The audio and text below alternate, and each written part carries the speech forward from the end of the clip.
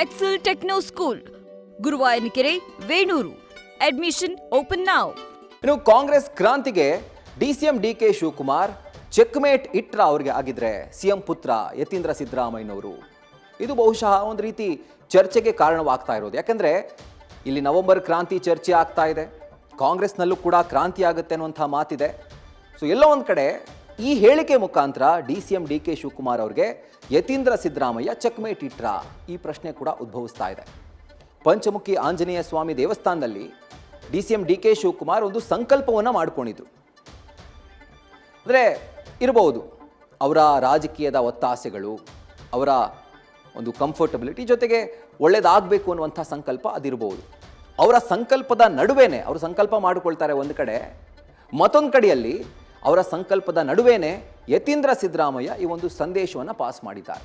ಅಂದರೆ ಪರ್ಯಾಯ ನಾಯಕನ ಘೋಷಣೆ ಮಾಡಿ ಡಿಸಿಎಂ ಡಿಕೆಶಿ ಟೀಮ್ಗೆ ಹಾಗೂ ಎಸ್ಪೆಷಲಿ ಅವರಿಗೇನೆ ಚೆಕ್ಮೇಟ್ ಇಟ್ಟಂತೆ ಕಾಣಿಸ್ತಾ ಇದೆ. ಇನ್ನು ಸತೀಶ್ ಜಾರಕಿಹೊಳಿ ಅವರಿಗೆ ಹಿಂದುಳಿದ ವರ್ಗದ ನಾಯಕತ್ವವನ್ನು ಒಂದು ರೀತಿ ಪರೋಕ್ಷವಾಗಿ ಆಗಲೇ ಹಸ್ತಾಂತರ ಮಾಡಿಬಿಟ್ಟಿದ್ದಾರೆ ಯತೀಂದ್ರ ಸಿದ್ದರಾಮಯ್ಯನವರು. ಯಾಕಂದರೆ ಹಿಂದುಳಿದ ವರ್ಗದ ಮುಂದಿನ ನಾಯಕ ಯಾರು ಸಿದ್ದರಾಮಯ್ಯ ಅವರ ಆದ ನಂತರ ಅನ್ನುವಂಥ ಪ್ರಶ್ನೆ ಇತ್ತು.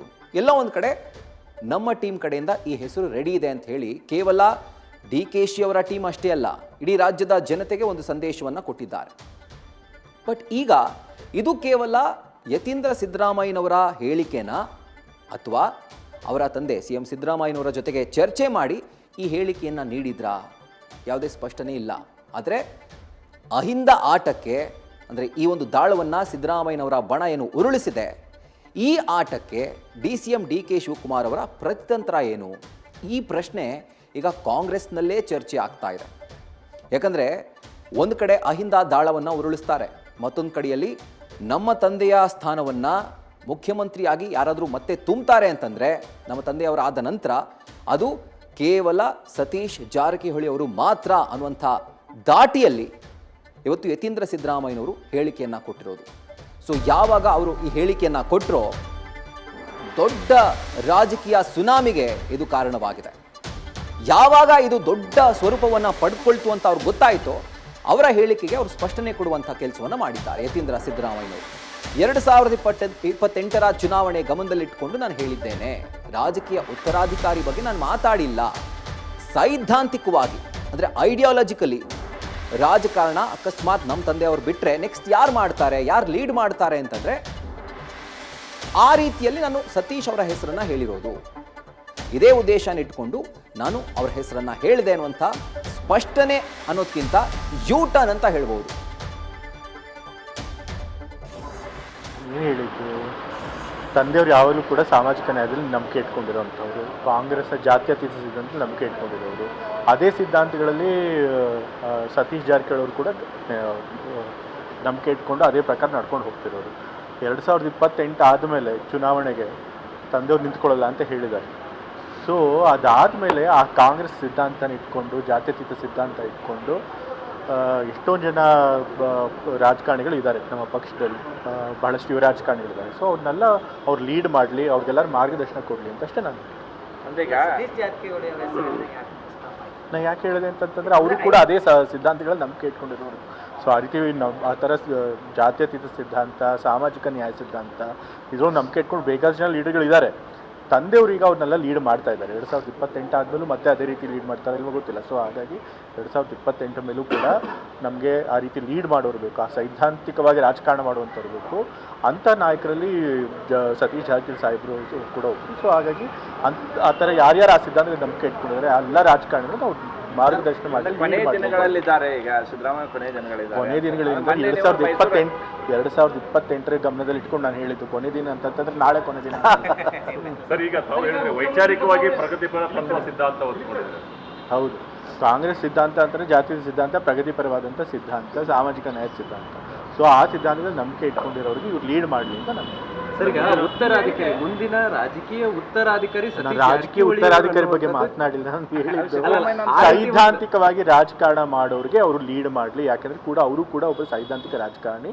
ಸೊ ಅಂಥವ್ರನ್ನ ಅವ್ರು ಲೀಡ್ ಮಾಡಲಿ ಸರ್. ಸೈದ್ಧಾಂತಿಕ ಅಂದ್ರೆ ಕಾಂಗ್ರೆಸ್ ಪಕ್ಷ ಸೈದ್ಧಾಂತಿಕ ಎಥಿಕ್ಸ್ ಇಟ್ಕೊಂಡೇ ಮುನ್ನಡೆಸ್ತಾ ಹೋಗ್ತಾ ಇರುವಂತದ್ದು. ಸೊ ಅಂದ್ರೆ ಕಾಂಗ್ರೆಸ್ ಪಕ್ಷವನ್ನ ಲೀಡ್ ಮಾಡ್ತಾರೆ ಸತೀಶ್ ಜಾರಕಿಹೊಳಿ ಅಂತ.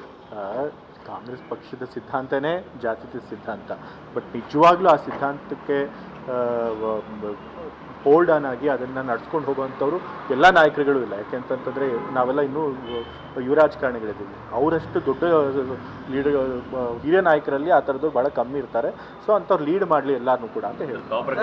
ಯತೀಂದ್ರ ಅವರು ನವೆಂಬರ್ ಕ್ರಾಂತಿಯ ಮುನ್ಸೂಚನೆ ನೀಡಿದ್ರು ಅನ್ನೋ ನಿಟ್ಟಿನಲ್ಲಿ ಚರ್ಚೆಗಳಾಗುತ್ತಿದೆ. ಅದೇ ಕಾರ್ಯಕ್ರಮದಲ್ಲಿ ನಾನು ಕೆಳಗೆ ವೇದಿಕೆಯಿಂದ ಬಂದಾಗ ಇದೇ ನವೆಂಬರ್ ಕ್ರಾಂತಿ ಬಗ್ಗೆ ಯಾರೋ ಪತ್ರಕರ್ತರು ಹೇಳಿದ್ರು. ಅವಾಗ ಅವ್ರಿಗೆ ಏನು ಉತ್ತರ ಕೊಟ್ಟಿದ್ದೀನಿ, ನವೆಂಬರ್ ಕ್ರಾಂತಿ ಅನ್ನೋದೆಲ್ಲ ಬರೀ ಊಹಾಪೋಹ ಆ ರೀತಿ ಬರೀ ಮಾತನಾಡ್ಕೊಂಡೇ ಬರ್ತಿದ್ದಾರೆ. ಯಾವುದೇ ನಾಯಕತ್ವದ ಬದಲಾವಣೆ ಪ್ರಶ್ನೆ ಇಲ್ಲ, ಆ ಥರ ಚರ್ಚೆ ನಮ್ಮ ಪಕ್ಷದಲ್ಲಿ ನಡೆದಿಲ್ಲ ಅಂತಲೇ ನಾನು ಉತ್ತರ ಹೇಳಿ. ಅಂದ್ರೆ ತಾವು ಹೇಳೋದೀಗ ಅಂದ್ರೆ 2ನೇ ಲೆವೆಲ್ 3ನೇ ಲೆವೆಲ್ ಏನು ಲೀಡರ್ಸ್ಗಳಿದ್ದಾರೆ ಅವರಿಗೆ ಒಂದು ಮಾದರಿಯಾಗಿ ತಗೊಂಡು ಇದೆಲ್ಲ ಅವ್ರಿಗೆ ಲೀಡ್ ಮಾಡಲಿ, ಅವ್ರಿಗೂ ಕೂಡ ಸಿದ್ಧಾಂತಿಕ ರಾಜಕಾರಣ ಮಾಡೋದಕ್ಕೆ ಪ್ರೇರಣೆ ಆಗಲಿ ಅಂತ ಹೇಳಿದ್ದಾರೆ. ಸರ್, ಈಗ ಸತೀಶ್ ಜಾರಕಿಹೊಳಿ ಕೂಡ ಮುಂದಿನ ಮುಖ್ಯಮಂತ್ರಿ ಆಗಬೇಕು ಅಂತ ಒಂದು ಆಸೆ ಇಟ್ಕೊಂಡಿದ್ದಾರೆ. ಆ ಥರ ಭಾಳಷ್ಟು ಲೀಡರ್ಗಳು ನಮ್ಮಲ್ಲಿದ್ದಾರೆ. CM ಆಗೋದಕ್ಕೆ ಅರ್ಹತೆ ಇರುವಂಥ ಲೀಡರ್ಗಳು. ಅದನ್ನು ಯಾರು ಆಗಬೇಕು ಅನ್ನೋದನ್ನು ಅಫ್ಕೋರ್ಸ್ ಎಲ್ಲ ಶಾಸಕರು ಮತ್ತು ಹೈಕಮಾಂಡು ಅದು ತೀರ್ಮಾನ ಮಾಡಬೇಕಿದೆ. ಆದರೆ ಸದ್ಯಕ್ಕೆ ಈಗ ಮುಖ್ಯಮಂತ್ರಿ ಬದಲಾವಣೆ ಚರ್ಚೆ ಇಲ್ಲ. ಸರ್, ಈಗ ಸಿದ್ದರಾಮಯ್ಯ ಅವ್ರನ್ನ ಹೊರತುಪಡಿಸಿದ್ರೆ ಅವರ ಸ್ಥಾನ ತುಂಬುವ ಶಕ್ತಿ ಸತೀಶ್ ಜಾರಕಿಹೊಳಿ ಅವರಿಗೆ ಇದೆಯಾ? ಖಂಡಿತ ಇದೆ. ಅಫ್ಕೋರ್ಸ್ ತಂದೆಯವರು ರಾಜಕೀಯ ನಿವೃತ್ತಿ ತೊಗೊಂಡ್ಮೇಲೆ ಆ ರೀತಿ ಸೈದ್ಧಾಂತಿಕ ರಾಜಕಾರಣ ಮಾಡೋ ಕೆಲವೇ ಅರ್ಹರಿರುವಂಥ ಕೆಲವೇ ಲೀಡರ್ಗಳಲ್ಲಿ ಸತೀಶ್ ಜಾರಕಿಹೊಳಿ ಅವರು ಕೂಡ ಪಕ್ಷ ವಹಿಸಿದ್ರೆ ಸತೀಶ್ ಅವರು CM ಆದ್ರೆ ಅವರು ನಿಭಾಯಿಸ್ತಾರೆ ಅಂತ. ಇವಾಗ CM ಬದಲಾವಣೆ ಪ್ರಶ್ನೆ ಎಲ್ಲಿ ಬರ್ತಾ ಇದೆ? ನಾನು ಹೇಳಿದ್ದು 2028 ಗಮನದಲ್ಲಿ ಇಟ್ಕೊಂಡು ನಾನು ಇನ್ನು ಯತೀಂದ್ರ ಸಿದ್ದರಾಮಯ್ಯನವರು ವೇದಿಕೆ ಮೇಲೆ ಕೊಟ್ಟಂಥ ಹೇಳಿಕೆಗೆ ಸ್ಪಷ್ಟೀಕರಣ ಕೊಡಲಿಕ್ಕೂ ಕೂಡ ಒಂದು ರೀತಿ ಅವರಿಗೆ ಕಷ್ಟ ಆಗ್ತಾ ಇದೆ. ಅಂದರೆ ಒಂದು ಮಾತು ಹೇಳ್ತಾರೆ, ಅದಕ್ಕೆ ಮತ್ತೊಮ್ಮೆ ಸ್ಪಷ್ಟನೆ ಕೊಡ್ತಾರೆ. ಈಗ ಫಾರ್ ಎಕ್ಸಾಂಪಲ್ ಗಮನಿಸ್ಬೋದು, ಆ ಒಂದು ತತ್ವ ಸಿದ್ಧಾಂತವನ್ನು ಅಳವಡಿಸ್ಕೊಂಡಂಥ ಹಲವಾರು ನಾಯಕರು ನಮ್ಮ ಕಾಂಗ್ರೆಸ್ ಪಕ್ಷದಲ್ಲಿದ್ದಾರೆ. ಅದರಲ್ಲಿ ಹಿರಿಯರು ಯಾರಿದ್ದಾರೆ, ಅದರಲ್ಲಿ ಸೂಕ್ತರು ಯಾರಿದ್ದಾರೆ.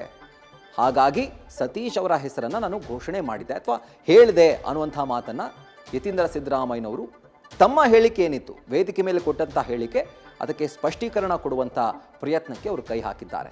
ಯಾವಾಗ ಈ ಒಂದು ಮಾತು ಅವರಿಂದಾನೇ ಬಂತೋ, ರಾಜಕೀಯದಲ್ಲಿ ಈಗಾಗಲೇ ಒಂದು ರೀತಿ ಸಿಗ್ನೇಚರ್ ಸ್ಟೇಟ್ಮೆಂಟ್ ಆ ರೀತಿಯಾಗಿ ಅದು ಬಿಂಬಿತವಾಗ್ತಾ ಇದೆ. ಅಂದರೆ ಸಿದ್ದರಾಮಯ್ಯನವರ ಬಣದಿಂದ ಮುಂದೆ ಯಾರು, ಹೂಸ್ ನೆಕ್ಸ್ಟ್ ಅನ್ನುವಂಥ ಪ್ರಶ್ನೆಗೆ ಈಗಾಗಲೇ ಬಹುಶಃ ಒಂದು ಕ್ಲಿಯರ್ ಹೆಸರು ಈಗ ಅಲ್ಲಿ ಡಿಸೈಡ್ ಆಗಿದೆ ಅನ್ನೋದು ಸ್ಪಷ್ಟ.